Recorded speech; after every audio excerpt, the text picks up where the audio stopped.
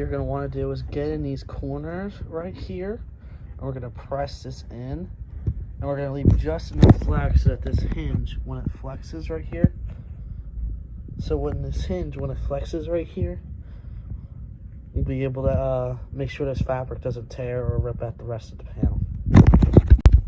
Now after you're done with that, make sure it dries, and we're going to start working on wrapping this a little bit right here. We're going to start at the back side, and we're going to work our way to the front.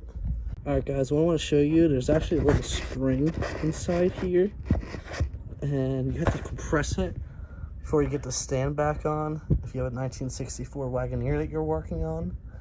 And I'll show you guys the rest of the video now. I just wanted to show that. Now what you're going to want to do is start pressing in there with your knife. You don't worry about the edges being a little bit imperfect, because you're going to take this bottom layer that goes on the front of this panel, and you're going to stretch that edge over to here and cover this lip as a slight overlay on the back end of the panel, and it's going to look really good. Alright guys, as you can tell, I'm starting to glue down my edge and everything else like that. It's come along just as I thought it was going to be. It looks really nice and clean and modern, which was expected. But I'll show you guys another update. Alright guys, when you're done, you can actually just stare at it. Enjoy what you have done to this brand new panel. Flip this around for you to check it out. Alright guys, you then can just sit there and enjoy your brand new panel. It came out very good down here where my thumb is, because that's where the hinge is. So when it starts to flex, I wanted to make sure the rug can go into that little seam.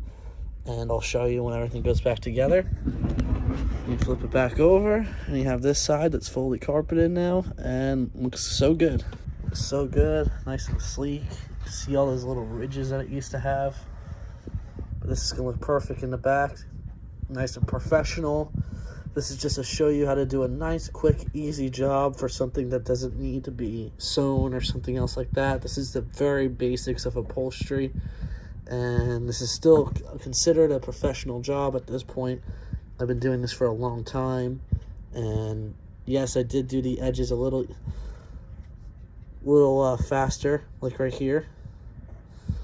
But that's only because, like I said, it's going to tuck underneath and you're never going to see that seam. Everywhere else, I made sure I went perfectly and pressed everything down. This is a total professional job. I just want to show you guys how to do it, and I'm glad you guys stuck through it to the end. Give me a thumbs up, subscribe, and stick tuned for more professional ways to do things at home. I am trying to give everyone who's interested in restoring cars a chance on how to do things at home with some of my guidelines. I know there's other people out there. There's a lot of great people out there on YouTube showing some things, and I'm just glad to be a part of this world that I can help you guys out there too. And give me a thumbs up, subscribe, and thanks for staying.